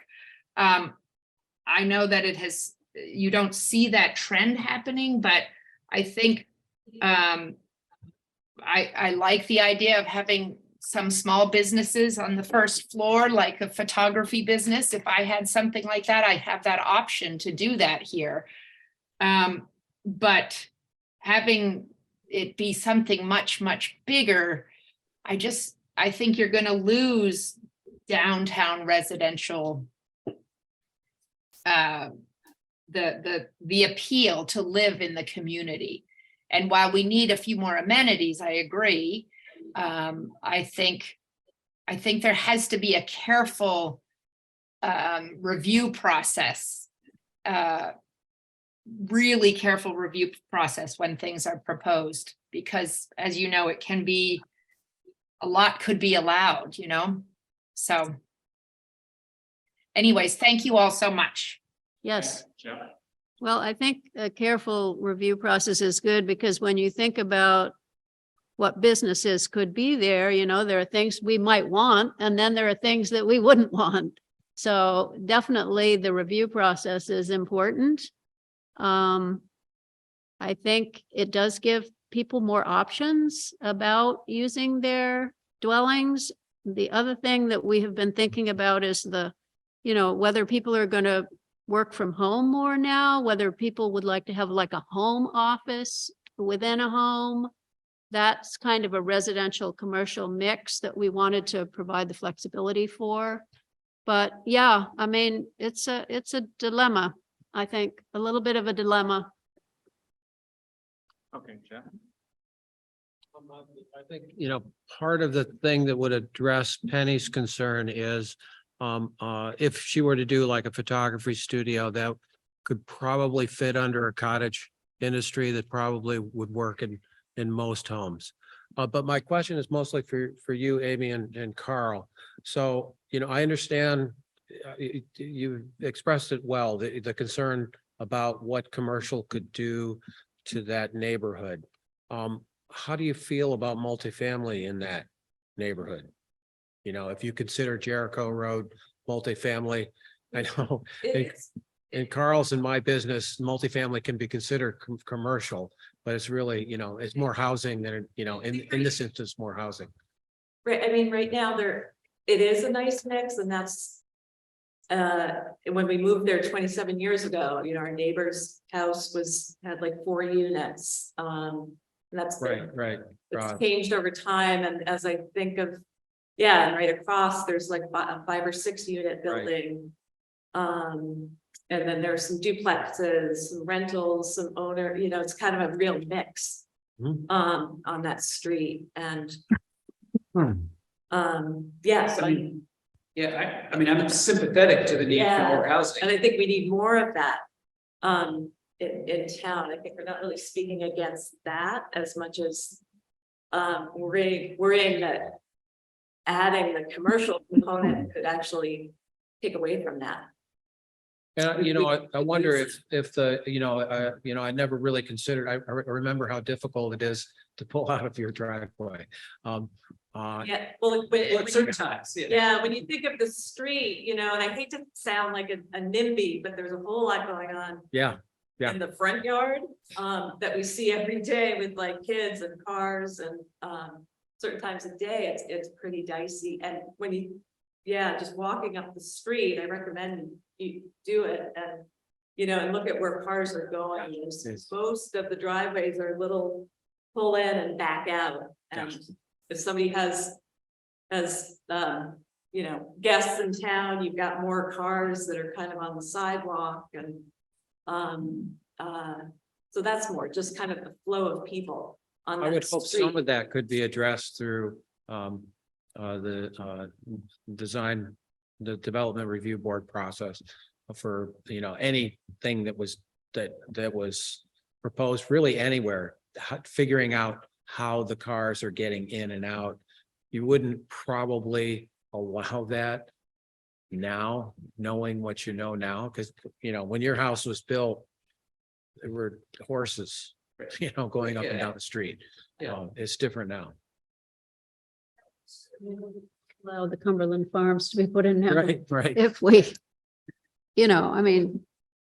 I think, one other thing, sorry to but we live there, so I'm focusing on our street, but partly there is that mix of duplexes and already, in terms of what Richmond has for multifamily housing, there is a fair amount of it is on that street. And the other thing is, there's some, small houses that are, they don't qualify as affordable housing, but in terms of entry-level housing. Right. We do have some of that I would be sad to lose that.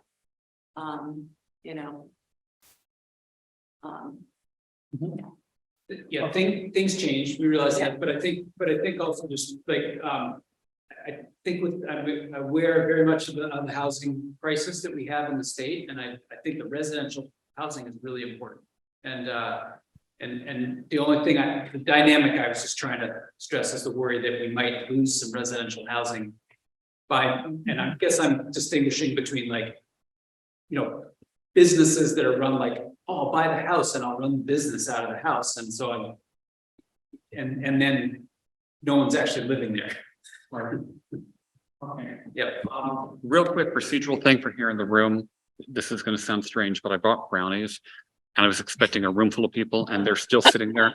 So if anybody would like a brownie, they're really good brownies. They're really good. I could leave my house and come across the street for some. Exactly. Absolutely. If I'd known, I would have come in. Okay, Blair, go ahead. It's hard to follow brownies.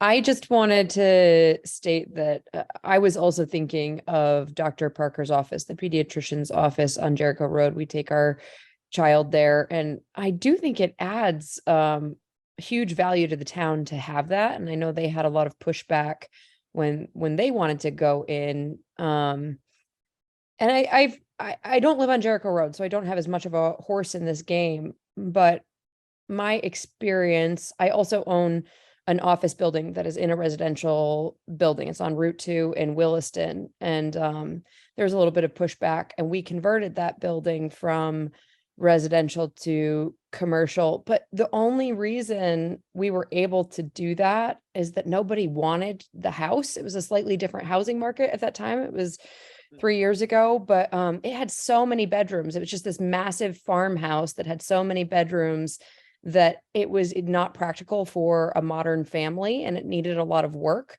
And I think it works really well on the strip in Williston. So my point being, I don't think that we should necessarily ban commercial or not be open to it on Jericho Road. I think that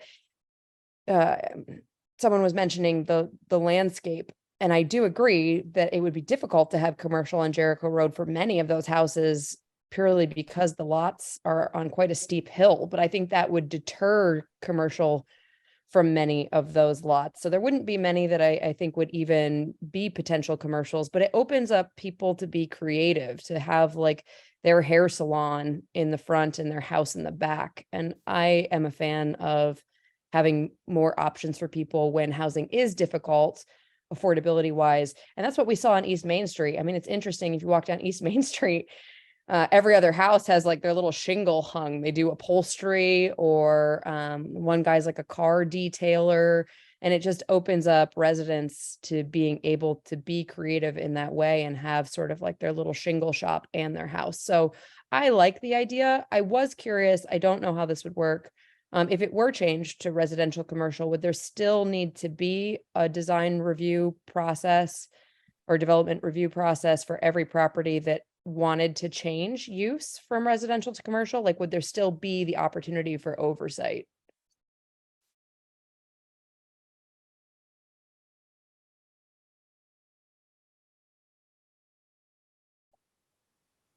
Add to that, I can tell you that the Richmond Animal Hospital used to be a house. And so we bought it, and that, it's been helpful to the community. We understand to have a walkable animal hospital, just like Paul Parker's, it's been, people love having that there. So. Oh, all three of our kids have gone. Yeah. But we're not speaking against that. I want to say, like, what's great is that it gets proposed, and then it happens when there's support for it. And I think what this change would have is there wouldn't be that step in here. Right? It's a conditional, right? It's like Dr. Parker's thing it was a conditional use. You have to come in and say, this is what I want to do. And, Yep. you say, okay. And so people have a chance to say, oh, here it comes. And, Yeah. and I think the change here would say that wouldn't happen now. Well, so most of the uses in this district would be conditional uses. Okay. So, So maybe sorry if I didn't understand yeah, that. there are uses that have moved into permitted, but the list of conditional uses is still longer. That list that I read to you was only the changes. They weren't all the uses that are permitted and conditional. Those were the ones that had changed either from PUD to conditional or conditional to permitted.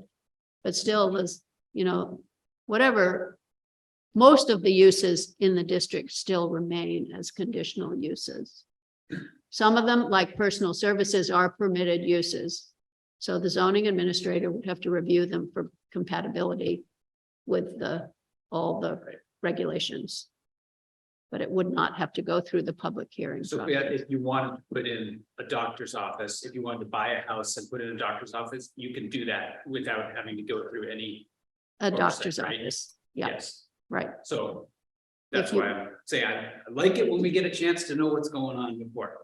Yeah, so I mean, that could also be addressed by taking those uses out of the permitted and putting them back into conditional where they are now. So Right. that could be addressed. Right. You know, there aren't as many uses.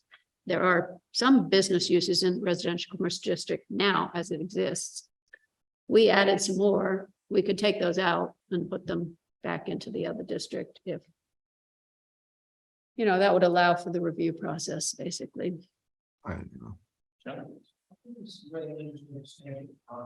You know, there definitely is a distinction to me between an office, you know, for professional services, and a doctor's office or a veterinary clinic, or, you know, that's a, I see that as more as a service, a community service that community members use.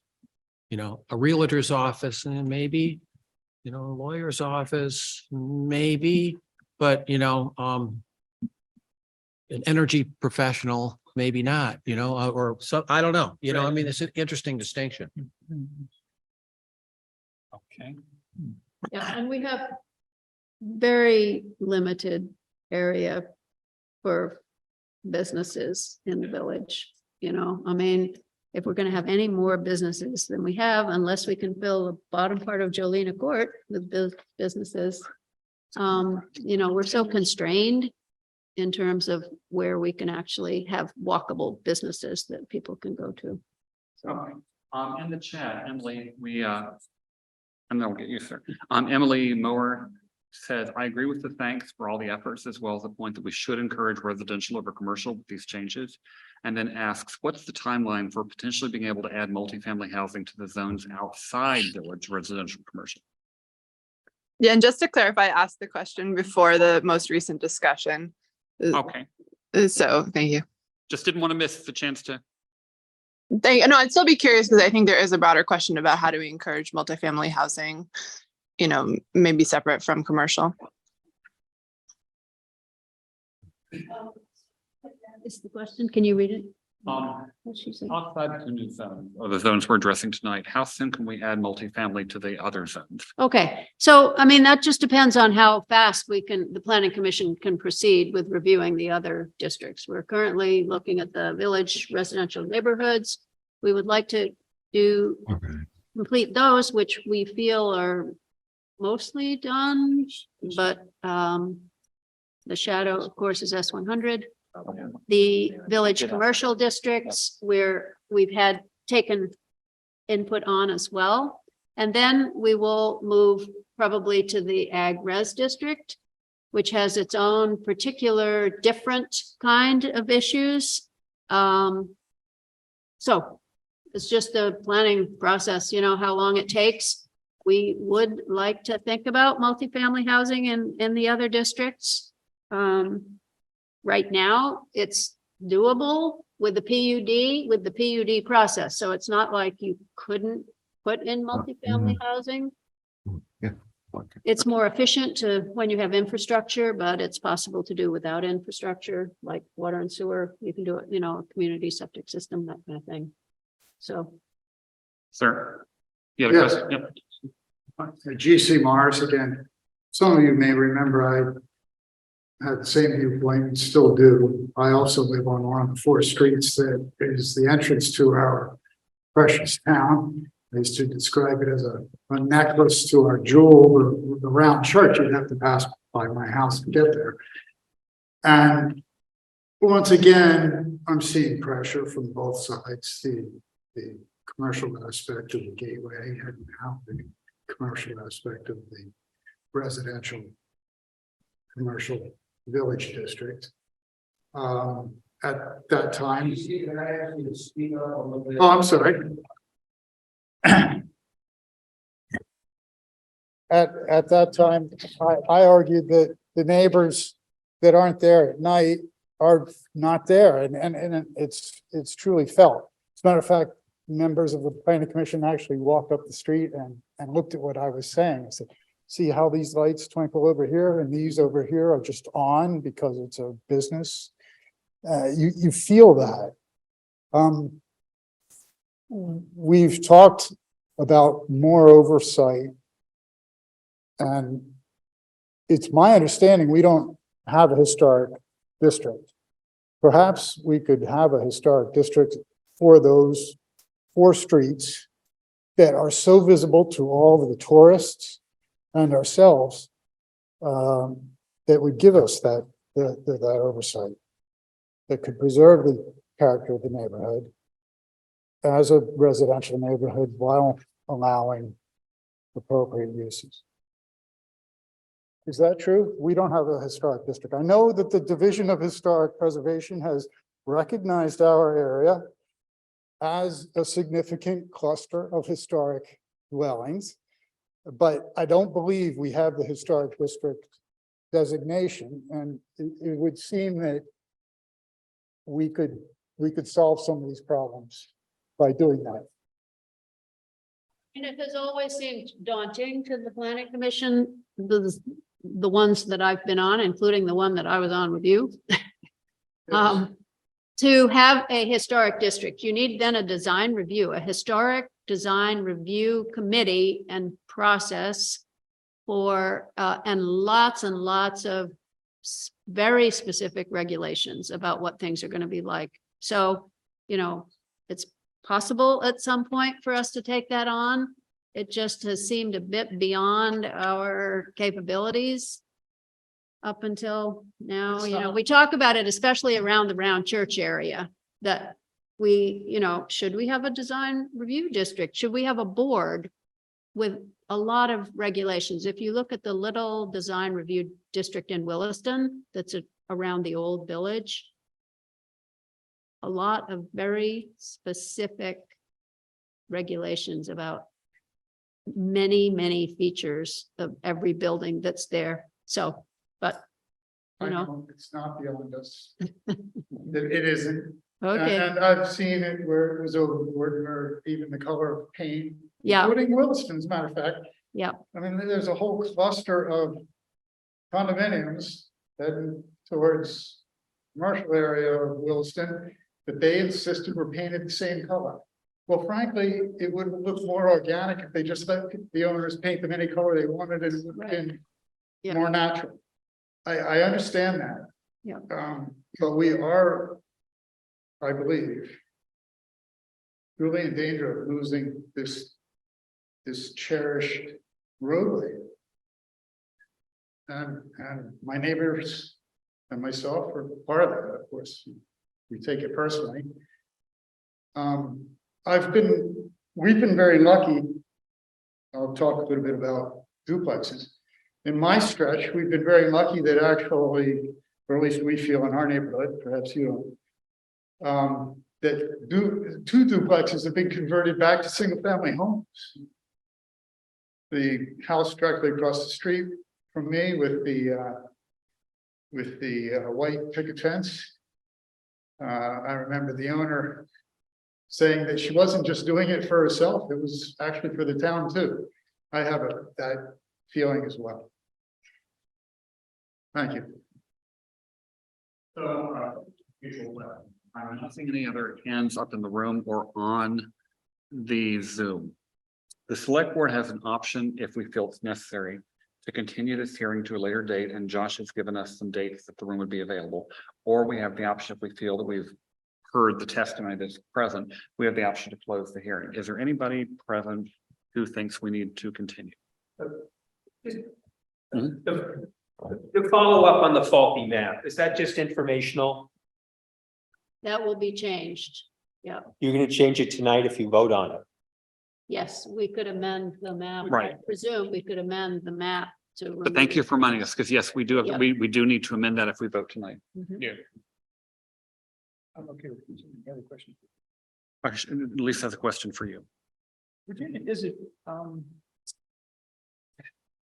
there's a mixture of commercial and residential in both the districts we're talking about. Mhm. If there's a conversion, should that be a conditional, or should it be conditioned on a conditional approval or something, or I'm not sure what I'm asking, but Change of use. the change of use, yes, should there be, is there, or should there be a review of that request?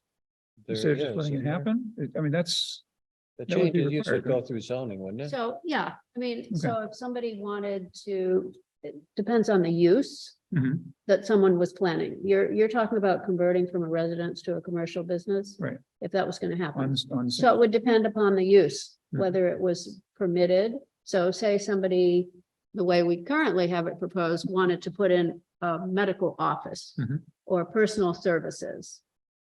That would go to Tyler, our zoning administrator, Mhm. who would make sure that everything about the property, since it was changing use, Mhm. and about the use Mhm. was in accordance with the zoning regulations. Right. So that's a permitted use. If they wanted to put in a use that was on the conditional, then it would go through the DRB process. Mhm.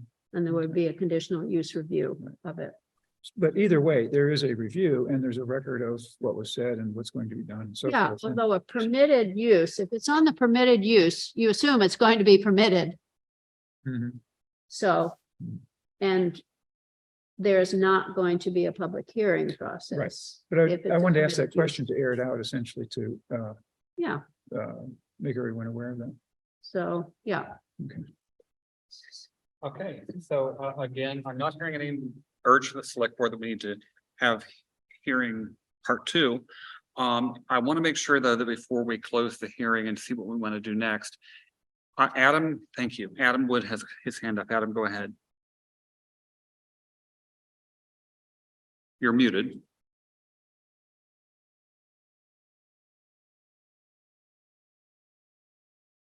You're still muted. You can hit your space bar and that will unmute you. Or you can type in the chat. I have a procedural question. Mhm. So if we were to close the hearing, Mhm. there's still a lot to consider, Mhm. Yes, we are under no obligation to vote tonight. right? Is there a time period for which we do need to vote? Do you know? I Mm. so.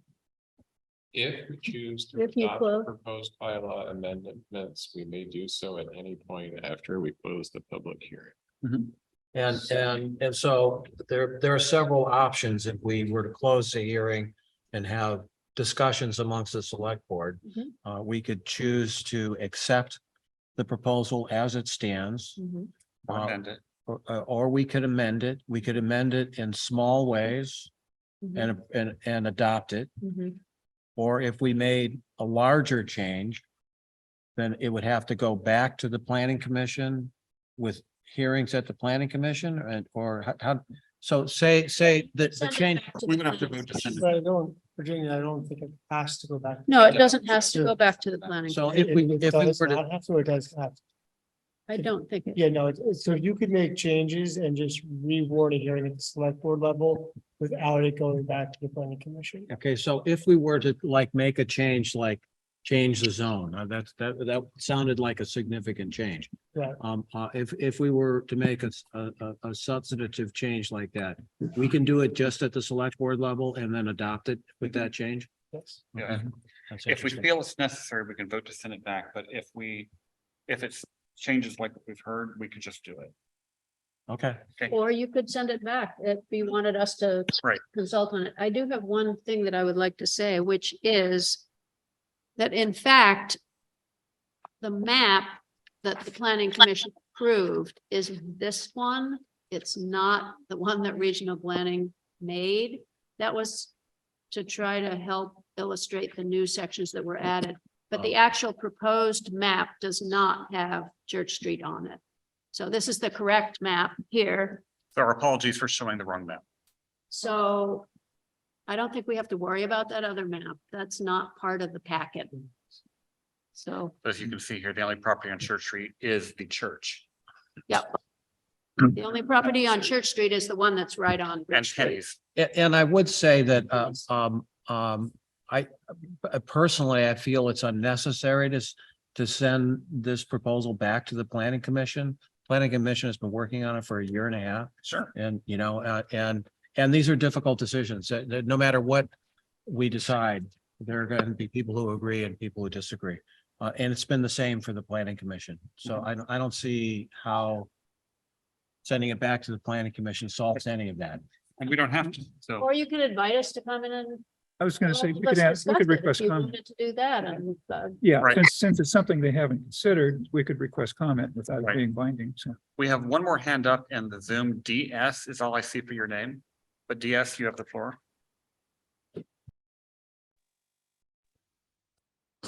Oh, sorry, but this is Adam Wood. I had to relog in.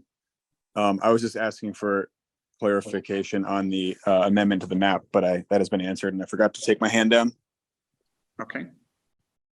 So go ahead, GC. If I didn't say it, and I don't think I did, if my inclination is worth weighing, I agree with my neighbors. I'd rather not see that north tail change. I'd like to see that part of the what I consider neighborhood of the north. Could you speak up about the GTX? I'd like to see the map reflect no change to the north tail of the village residential commercial. Did that remain? Yes, added in. yes, And what Amy and Carl said. yes. I'm just saying, if it helps to have someone else in the room weigh in on that, Okay. that's how I would.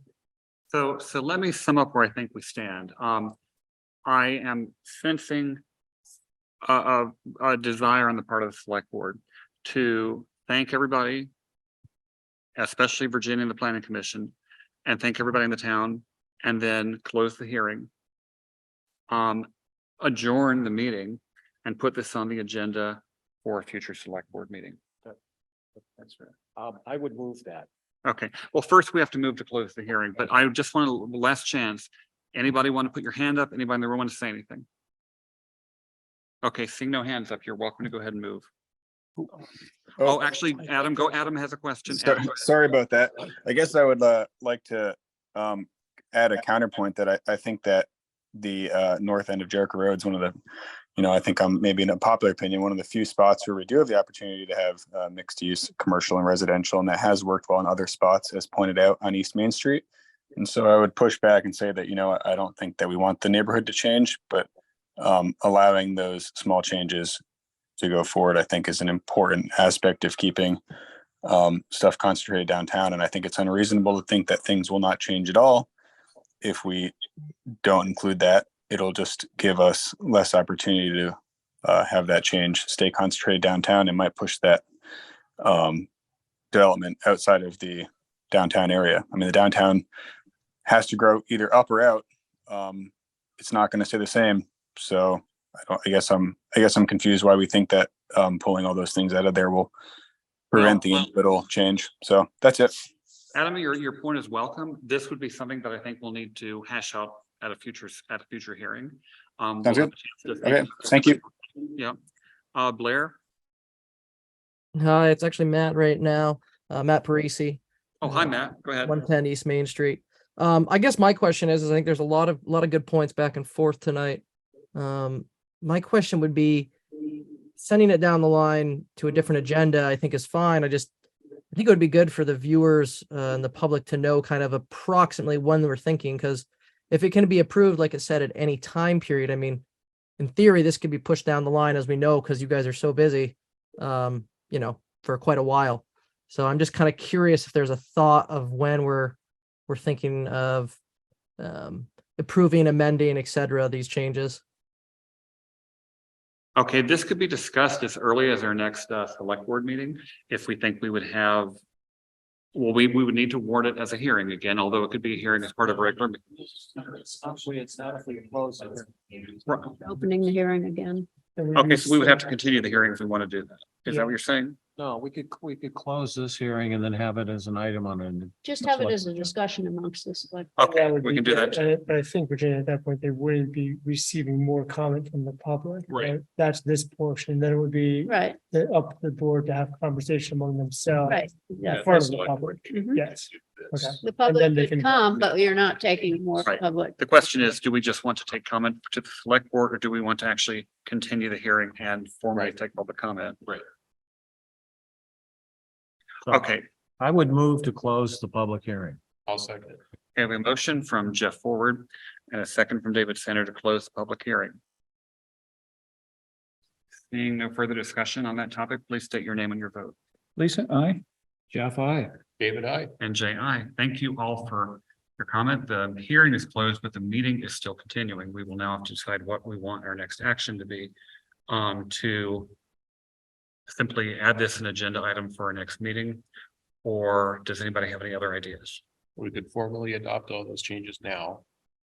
Or we could do that later in a select board meeting. So we can formally up these changes, but there is an interest to make a change to what's going up Jericho Road. Right. So you're proposing adopt them, but then come back and cut. No, if you Jericho. adopt them, that's it. Okay, Yeah, your option seems like what you want to do is to discuss it Yeah. amongst right. the folks here, Yeah.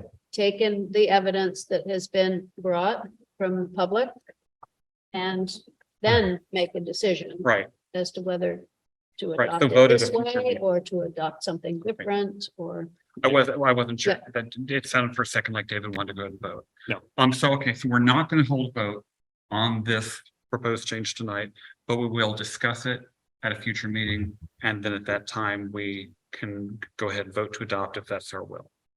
Okay, Could you remind me when our next, what our next 2 or 3 select board meeting dates are? On May first and then May 17th or Okay, 15th. 15th, 15th and then June 5th. okay. correct? Yes. Yeah, so I would be in favor of discussing it at our next meeting, and maybe continuing it at, to a following meeting, we can or cannot make a decision on that night to, our next meeting to adopt with amendments, or we could continue it at that point too, right? Right. Yeah, we can discuss this every meeting for the next 6 years. I don't think there's any Always interest discuss in doing something. that, but I can keep The making, planning commission has. I can keep making brownies until we're done, but, okay. Dead horse. So is there any other just matter for the select board tonight before we just go ahead and adjourn the meeting? I'd make a suggestion. I'm gonna walk up there and take a close look, because it's not fresh in my mind, what some of the comments are, the details. I just suggest anybody else do that unless they have a good picture already in their mind. No, I think that's a good suggestion. Maybe we can coordinate that. We just would not have, we want not all of us to go up at the same time because then we have to warn it. Well, we'd have But- to walk on opposite sides. Yeah, We're 10, 12 feet apart. Is it enough? I'm not telling. I like the suggestion of looking for lights in the window. That's an interesting at this time of night, if it's, if it's an office, it's probably dark. If it's not, it's probably a residence. That's interesting. Okay. Do I have a motion to adjourn? This is David, so moved. Second. Okay, we have motion from David Standard to 2 adjourn, seconds. second from Jeff Forward. Okay, before we call for the vote, again, I want to stress, I'm very, very grateful that we were able to get so much input from members of the community who obviously did not have knee-jerk opinions. There was a lot of thought put into the opinions we heard tonight. I also want to thank the Planning Commission, because the Planning Commission has been meeting for a very long time on this, and the discussion of some of these items, I believe whole meetings were spent on the discussion of how much food, fresh food to require in a store. It's important work, but it's not necessarily exciting work, but I'm grateful that you all did it. Okay. Let's go ahead and, if there's no further discussion, state your name and your vote to adjourn. Lisa, aye. Jeff, I. David, I. And Jay, we are adjourned. Thank you, everybody.